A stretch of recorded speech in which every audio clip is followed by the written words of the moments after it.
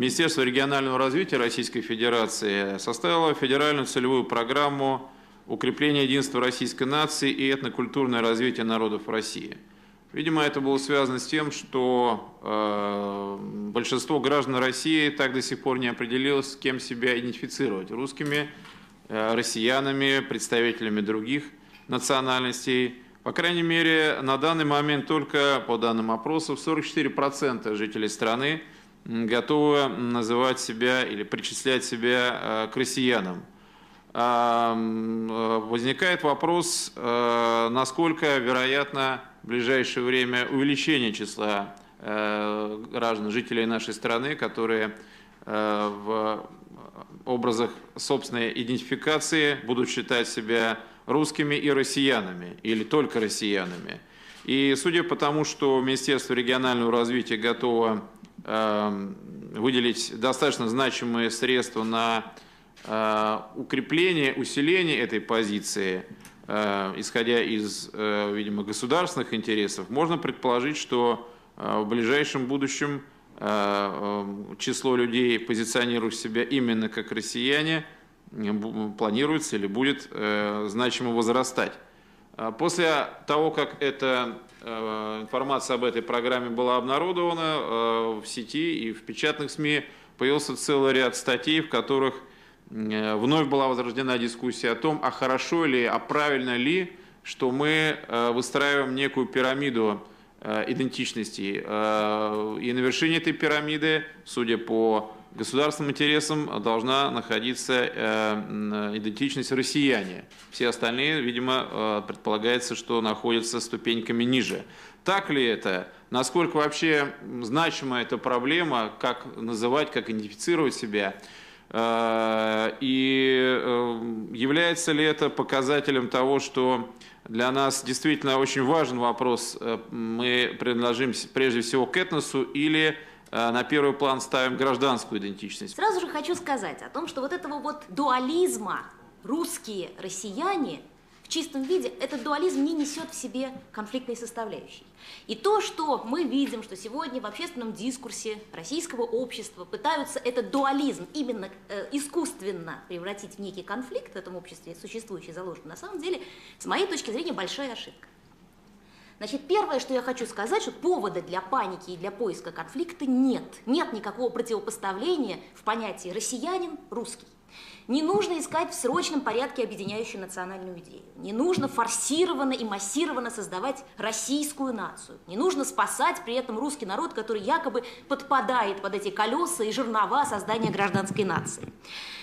Нужно просто остановиться и понять, что очень многое уже сделано. Надо научиться, в конце концов, смотреть на себя не только критически, что на самом деле бывает очень полезно, но и надо научиться видеть то позитивное, что в обществе уже произошло, то, что мы имеем. Надо научиться, в конце концов, себя любить и уважать. И вот процесс создания гражданской нации, это тоже очень хорошо надо поднимать.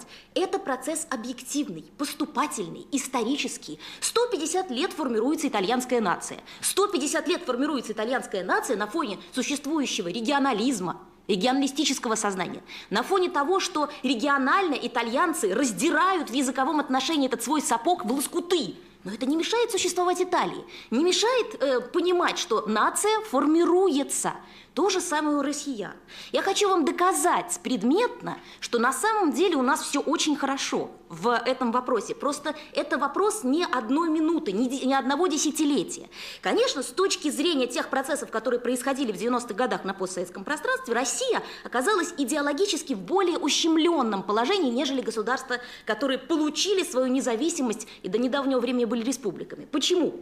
Потому что у них национальной идеей все было понятно. То этот факт создания национального государства, это возможность создать национального государства и стала нациообъединяющей идеей. И стала формировать эту гражданскую нацию, которая в большинстве случаев имела прямую привязку к этнической принадлежности этого государства. У России, ей вроде как государство создавать не надо было, оно уже существовало. Наоборот, Россия ощущала те территориальные ущербы, да, геополитические ущербы, которые происходили в 90-е годы. И вот именно в этот этот момент появляется тезис, некая идеологическая парадигма, которую формирует, кстати, Валерий Александрович Тишков. Он говорит, что мы сейчас стоим на пороге создания российской нации. Тот дискурс, который сейчас в такой полемичной форме снова возрождается в обществе, несопоставим с тем шквалом обвинений, которые были опрокинуты на Валерия Александровича. Хотя на самом деле это был момент, когда наука протянула свою руку обществу и сказала, здесь возможность спасения, ибо все это сводится к объединяющей обществу, очень понятной каждому идее. В нашей разности наше единство. Сохранив этническое разнообразие, мы можем объединиться на гражданском уровне и сохранить свою этнокультурную специфику с одной стороны и возродить государство с другой. Тут возникает другой вопрос. Для чего? Об этом я скажу в самом конце. Но главная идея, на которой можно было выстраивать отношения между этносами, была создана. И возникло некое законодательное поле, которое позволило это реально воплотить в жизнь. 17 лет исполнилось в этом году появлению закона о национально-культурных автономиях, которому каждому народу России дал возможность сформировать свои национально-культурные общественные объединения. То, как эти объединения существуют, то, как они действуют, то, как они активны, то, как они сплотили вокруг себя социально активную политическую прослойку, элиту каждого этноса России. А территория огромная, и каждый этнос живет и локально, и оторванно от своей локальной группы. Значит, каждый народ, по сути, получает такую возможность, понимаете, да? Так вот в этом контексте стало ясно, что закон работает, что он вывел существование этносов из плоскости конфликтной, что он дал возможность реальным лидерам реализовать эти свои амбиции национально-культурные, возрождать эту специфику и продолжать чувствовать себя частью российского общества. Общество, которое уважает эти народы и дает им реальные рычаги для сохранения себя. Что говорит о том, что эти общества учитываются сегодня властью? Вот у нас в декабре принята стратегия национальной безопасности Российской Федерации. Так вот я, как член автономии белорусов Москвы, получила летом от Московского дома национальностей проект этой стратегии, именно как член автономии, с просьбой распределить его по регионам. Этот проект был через Московский дом национальностей доведен до представителей всех национально-культурных объединений России, и поправки, в частности, белорусов Москвы, вошли в эту стратегию. То есть вот эта связь власть, нация, власть, этнос, она очень четко проявилась при подготовке этого закона. И, кстати, именно эта стратегия отвечает на вопрос «зачем?».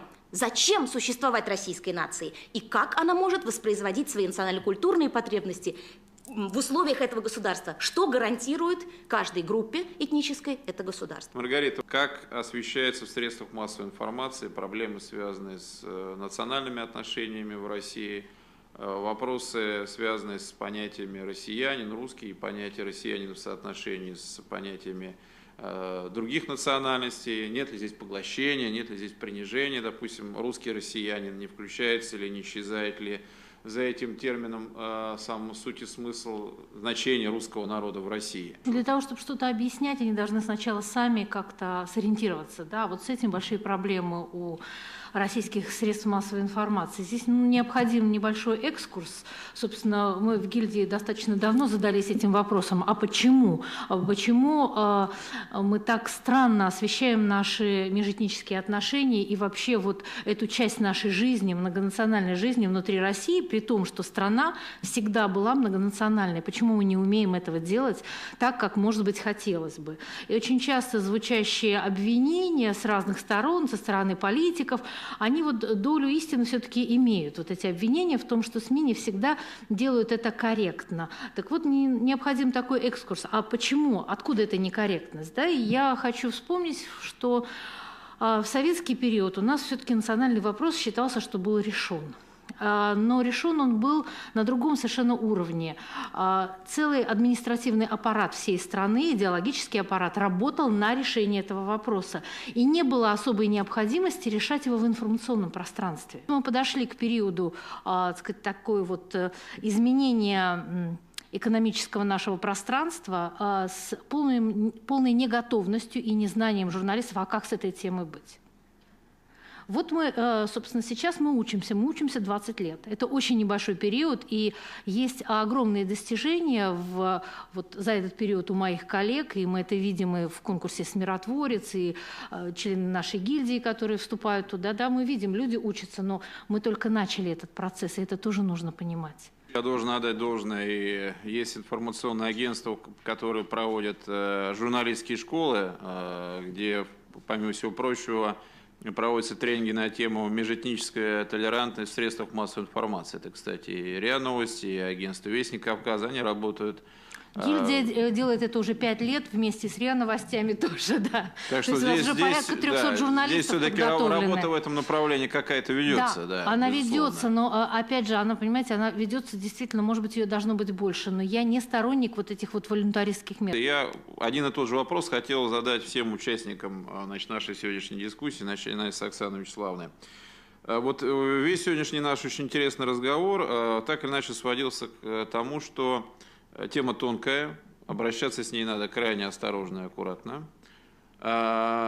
Возникает вопрос, что может сделать государство, примерно понятно. Да? Вот как Министерство регионального развития, с чего я начал, издать целевую программу укрепления единства российской нации и этнокультурное развитие народов России. Все понятно. Там каждое министерство, Минпечати, и что кто-нибудь издаст такую целевую программу, ну и чиновники будут ее выполнять. А гражданское общество? Что может в этом плане сделать гражданское общество, если это воспринимается как задача важнейшего значения для нашего будущего в конечном счете, как единого, как целостного государства? Вот какие здесь, под гражданским обществом можно понимать, и что могут инициативы вузов, научного сообщества, там, профессиональных сообществ, в том числе журналистских? Вот, Оксана, 2-3 минуты. Какие есть идеи на этот счет, что мы можем сделать? Я отвечу одним словом – объединиться. Если экспертное сообщество, ученые, люди, которые занимаются этой проблематикой, войдут в положение журналистов, которые сейчас на пороге создания новой школы, нового направления в журналистике по большому счету, если все это будет базироваться на взаимоотношениях, взаимодействии с теми национальными лидерами, которые сегодня в России есть, которые возглавляют объединения общественно-культурные. Если мы четко выработаем, договоримся о тех направлениях и о том формате, в котором мы будем существовать, достаточно широком, с какими-то общими принципами, которые на самом деле могут базироваться на кодексе этическом журналиста. Почему нет? Здесь на самом деле журналисты – это проводник. Я думаю, у нас все получится очень быстро.